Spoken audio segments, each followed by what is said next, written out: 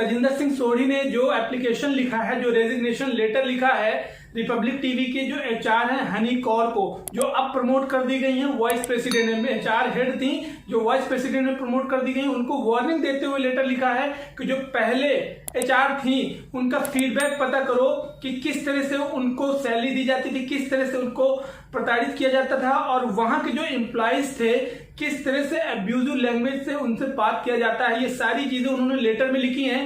Application resignation जो होना चाहिए, अगर आपको शॉर्ट में 3-4 लाइन में रेजिग्नेशन होता है तो भी हो जाता है रेजिग्नेशन लेटर, लेकिन उन्होंने अपनी दिल की भड़ास निकाली है, कहीं से भी वो सेटिस्फाइड नहीं थे और बहुत परेशान होने के बाद में शायद ये रेजिग्नेशन लेटर लिखा था।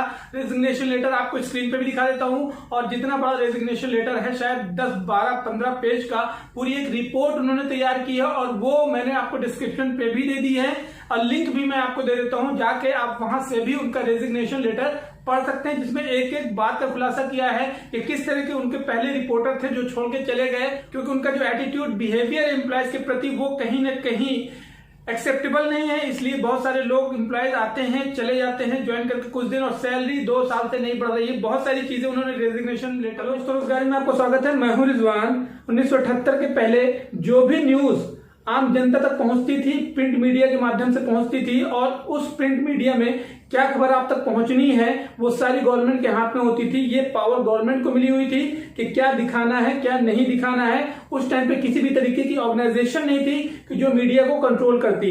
इस तरह से लेके कई सारे मीडिया, प्रिंट मीडिया के जो रिपोर्टर्स थे और कई सारे जो जर्नलिस्ट थे, उन्होंने आवाज उठाई और एक ऑर्गेनाइजेशन बनाया 1978 में, एडिटर गिल्ड ऑफ इंडिया, जिस ऑर्गेनाइजेशन के तहत कोई भी न्यूज जो आपको दिखाई जाएगी वो ऑर्गेनाइजेशन डिसाइड करेगी क्या दिखाना है क्या नहीं दिखाना है। सरकार के हाथ से ये सारी पावर खींच ली गई थी। लेकिन आज आप देख रहे होंगे कि लगातार नेशनल टीवी चैनल जब से स्टार्ट हुए हैं और 2014 के बाद जब से डिबेट चालू हुई हैं, तो आपके पास जो न्यूज पहुंचनी चाहिए वो न्यूज ना पहुंच के सीधे डिबेट्स में गाली गलौज, मंदिर मस्जिद, ये सारी चीजें दिखाई देती हैं। शायद ही आपको कहीं रोजगार या इकोनॉमी के बारे में कोई 1-2 चैनल बात करते हुए नजर आते होंगे। इसी तरह से टीआरपी बढ़ाने के लिए जैसा कि आपको पता है कि अर्नब गोस्वामी ने बड़ी मेहनत की है, चीख चिल्ला के, गाली गलौज करके, अपने चैनल पे एक दूसरे से नफरतें फैला के बहुत सारी बातें ऐसी आई हैं कि जो ट्रोलिंग भी हुई है अर्नब गोस्वामी की, और उसके बाद उनके चैनल की टीआरपी भी नंबर 1 आज तक से भी ऊपर हो गई थी। अभी आपने कुछ दिन पहले ही एक न्यूज देखी होगी। अब सवाल यहां पे आता है कि जब एक कंपनी नंबर 1 हो जाती है किसी भी तरीके से टीआरपी में और उसके एम्प्लॉय सेटिस्फाइड ना हो, तो आप समझ सकते हैं कि उस कंपनी के अंदर का फीडबैक किस तरह से होगा। बिहाइंड द कैमरा जो काम कर रहे होते हैं, अगर उनको उनके काम का क्रेडिट ना मिला तो शायद ये डिससेटिस्फैक्शन है। और एक ऑर्गेनाइजेशन में एम्प्लॉय रिटेंशन, सेटिस्फैक्शन बहुत जरूरी होता है, एम्प्लॉय एंगेजमेंट, जो कि अर्नब गोस्वामी के टीवी चैनल्स में सामने दिखाई नहीं देता है कुछ भी। बहुत सारे इस तरह के खुलासे पहले भी हुए हैं और आज भी तजिंदर सिंह सोढ़ी जो कि JNK ब्यूरो हेड हैं रिपब्लिक टीवी के, उन्होंने रेजिग्नेशन दिया है और रेजिग्नेशन देने के बाद बहुत सारे ऐसे खुलासे हैं जिसको सुन के आपके पैरों के नीचे से जमीन खिसक जाएगी।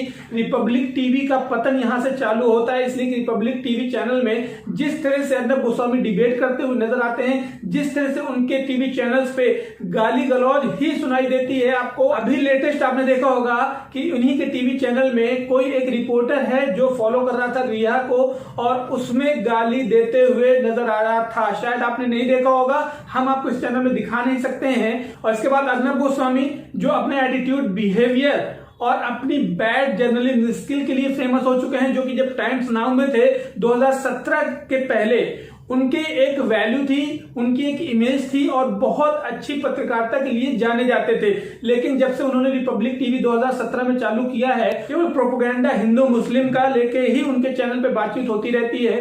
कभी भी आप एम्प्लॉयमेंट के नाम पे उनके चैनल पे किसी भी तरीके की न्यूज नहीं पाएंगे। जीडीपी के नाम पे 23.9 माइनस में चली गई है, वो नहीं पाएंगे।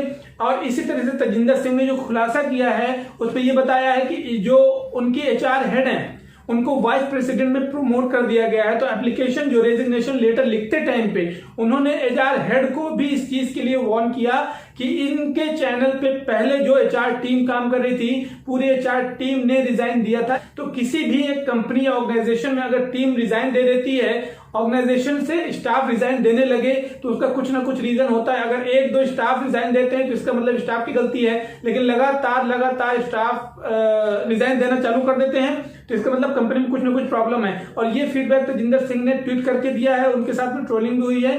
उन्होंने ये भी बताया कि वहां पे जो पहले आदित्य राज कौल थे जो टाइम्स नाउ में वो एक्सक्लूसिव रिपोर्टिंग करते थे, एक्सक्लूसिव स्टोरीज देते थे, वो उसके बाद रिपब्लिक टीवी में आ गए थे और उन्होंने भी छोड़ दिया था रिपब्लिक टीवी, क्योंकि उन्होंने जर्नलिज्म के नाम पे एक प्रोपेगेंडा फैलाना चालू कर दिया है। उनका कहना था कि जिस तरह की पत्रकारिता अर्नब गोस्वामी कर रहे हैं उस तरह की पत्रकारिता को बिल्कुल सपोर्ट नहीं करते हैं। और यही तजिंदर सिंह सोढ़ी ने भी कई बार और उन्होंने भी इस बात को कह के रिजाइन दे दिया है। और अभी कंगना रनावत जो बहुत ज्यादा लाइमलाइट में है और अर्नब गोस्वामी की रिपब्लिक टीवी चैनल में भी लगातार नजर आ रही हैं आपको। रिया केस में उन्होंने खुलासे किए हैं कि जो बॉलीवुड इंडस्ट्री है वो 99% ड्रग वहां पे यूज किया जाता है। अब इस पर कहीं ना कहीं उनके ऊपर शिकंजा कसा जा रहा है, बहुत सारे लोगों के कॉल्स भी जा रहे हैं, थ्रेट्स भी जा रही हैं। इसी पर कहीं ना कहीं वो लाइमलाइट पे हैं और उन्होंने एक ट्वीट भी किया है कि किसी के बाप का नहीं है महाराष्ट्र उसी का है जिसने मराठी गौरव को प्रतिष्ठित किया है। और मैं डंके की चोट पे कहती हूं, मैं मराठा हूं, उखाड़ो मेरा जो खा सकते हो। महाराष्ट्र के होम मिनिस्टर अनिल देशमुख ने भी ये बात कही थी कि उनको महाराष्ट्र में रहने का हक नहीं है। और इस तरह से अर्नब गोस्वामी ने अपने टीवी चैनल में एक चैलेंज दिया था और चैलेंज में ऐसे रिएक्ट किया था कि जैसे अर्नब गोस्वामी खुद डिसीजन लेते हैं किसी भी चीज का, उनको किसी भी तरीके के कोर्ट का या न्याय का या कंप्लेन का या पुलिस का कोई भी खौफ नहीं, ना ही किसी तरीके की लीगल कार्रवाई से मतलब है। उन्होंने चैलेंज किया और चैलेंज किससे से किया, आप टीवी पे आप ये देखिए वीडियो। घोषणा मैं करता हूं इस प्रोग्राम पर आज दोस्तों कि मैं उद्धव ठाकरे, संजय राउत और अनिल देशमुख को आमंत्रित करता हूं 1-to-1 बात हो मेरे साथ, मैं इंटरव्यू करूंगा उनका। संजय राउत जी हिम्मत है तो आओ सामने, इंटरव्यू होगी आपकी और मेरी। है हिम्मत? है हिम्मत? तो क्या आपको लगता है कि अर्नब गोस्वामी का ये तरीका प्रोफेशनल है और इस तरीके से क्या जर्नलिज्म करनी चाहिए? आप नीचे कमेंट पे जरूर बताएं अपनी राय। आपने देखा कि ये जो रिएक्शन है शायद ही कहीं एक अच्छे जर्नलिस्ट की पहचान नहीं है। और आज अर्नब गोस्वामी की टीआरपी सिर्फ इसलिए आ रही है ऊपर क्योंकि उनके टीवी चैनल पे केवल लड़ाई दंगे और डिबेट में गाली गलौज होती रहती है। और इस तरह की गाली गलौज वाली पत्रकारिता आज हिंदुस्तान में कहीं ना कहीं टीआरपी नंबर 1 पे होने का रीजन ये है कि लोग शेयर ज्यादा करते हैं। जिस तरह से भी आप कभी भी एक भाईचारे का वीडियो अगर वायरल करने की कोशिश करेंगे तो शायद वो वीडियो को कोई ना देखे, लेकिन अगर कोई गाली गलौज वाला वीडियो है, जो नफरत फैलाने वाला वीडियो है, लाखों करोड़ों लोग उसको शेयर कर देते हैं और टीआरपी यहीं से बढ़ती है। जितना टीवी चैनल को देखा जाएगा उतनी उसकी टीआरपी बढ़ेगी। टीआरपी का मतलब ये नहीं होता है कि आपको मैग्सेसे अवार्ड मिल गया है या वर्ल्ड में आपकी रैंकिंग बढ़ गई है। अगर वर्ल्ड इंडेक्स में देखा जाए तो मीडिया की रैंकिंग 142 है, 180 कंट्रीज में 142वीं रैंक है इंडिया की मीडिया की। क्यों? क्योंकि इंडियन मीडिया ने सारे हिंदुस्तान में जो प्रोपेगेंडा हिंदू मुस्लिम वाले हैं, नफरत वाले हैं, वो ही दिखाना चालू कर दिया, क्योंकि उनको पता है कि नफरत फैलाने से उनको देखा जाएगा, उनकी रैंकिंग बढ़ेगी और रोजगार के नाम पे किसी भी तरीके की चर्चा नहीं होती है, ना ही इकोनॉमी पे चर्चा होती है। आज सीएमआई की रिपोर्ट के अकॉर्डिंग करोड़ों लोग बेरोजगार हो गए हैं और होते जा रहे हैं। आने वाले 6 महीने में भी बेरोजगारी और बढ़ती चली जाएगी, ये रिपोर्ट पे कहा जा रहा है। जीडीपी 23.9% नीचे चली गई है, माइनस में चली गई है। उसके बाद भी आज लोगों की आंखें नहीं खुल रही हैं। बाहर से, अदर कंट्रीज से इंडिया वापस आने वाले लोगों की संख्या 14 लाख से ऊपर जा चुकी है। वंदे भारत मिशन के थ्रू जो लाए गए हैं, ये civil aviation minister Hardeep Singh Puri ने ट्वीट करके लिखा है और वंदे भारत मिशन 6 भी अभी चल रहा है। आप समझ सकते हैं कि इस तरह से कोई भी चर्चा आपके न्यूज चैनल, टीवी चैनल पे आपको नजर नहीं आएगी, लेकिन जितनी नफरत भरी बातें होंगी वो सारी चीजें आपको समझ आ जाएंगी। और तजिंदर सिंह सोढ़ी ने उस सारे खुलासे करते हुए एक बात और बताई कि उनका जो प्रमोशन करने का तरीका है, प्रमोशन कर देते हैं लेकिन सैलरी नहीं बढ़ाते हैं। 2 साल से सैलरी हाइक नहीं की गई है वहां पे। और जितने भी एम्प्लॉइज हैं वो कहीं ना कहीं छोड़ जा रहे हैं। और किसी कंपनी को लगातार अगर एम्प्लॉइज छोड़ के जाते हैं तो इसका मतलब कि कंपनी में कोई कमी है, ऑर्गेनाइजेशन में कोई कमी है, वहां की रिटेंशन पॉलिसी अच्छी नहीं है, वहां का एम्प्लॉय एंगेजमेंट अच्छा नहीं है, वहां एम्प्लॉय सेटिस्फैक्शन अच्छा नहीं है। इसकी वजह से लोग कंपनी को छोड़ना चालू कर देते हैं। तो अर्नब गोस्वामी के बारे में आपने पहले भी बहुत सारी विवाद वाली बातें सुनी होंगी। पहले भी उनके ऊपर FIR हो चुकी थी। कई सारी कांग्रेस की जो सोनिया गांधी है उनके खिलाफ उन्होंने बहुत ही अभद्र टिप्पणी की थी। उस पर मुंबई में उनकी सुनवाई भी चल रही थी। उसके बाद और भी कई सारी FIR उनके ऊपर चल रही थी। तो इस तरह के केसेस अर्नब गोस्वामी के टीवी चैनल की वजह से और उनकी जो एंकरिंग पत्रकारिता है उसकी वजह से चलते रहते हैं। और आज आपसे हम पूछेंगे कि आपकी क्या राय है पत्रकारिता के नाम पे जो प्रोपेगेंडा फैलाया जा रहा है, टीवी चैनल्स जो नफरतें फैला रही हैं, क्या वो सही है? क्या यहाँ पे लोगों को मंदिर चाहिए या मस्जिद चाहिए या रोजगार चाहिए? आप डिसाइड करें। मंदिर, मस्जिद या आस्था के नाम पे किसी भी तरीके से लोगों को बरगलाया जा रहा है और किसी भी तरीके से लोगों के दिलों में नफरतें फैलाई जा रही हैं। आज अगर आपके घर में रोटी नहीं होगी, खाना नहीं होगा, आपके घर में पहनने ओढ़ने को नहीं होगा, आपके बच्चों को पालने के लिए नहीं होगा, फीस देने के लिए पैसे नहीं होंगे, तो शायद मुझे नहीं लगता है कि आपका मंदिर मस्जिद यहाँ पे काम आता है।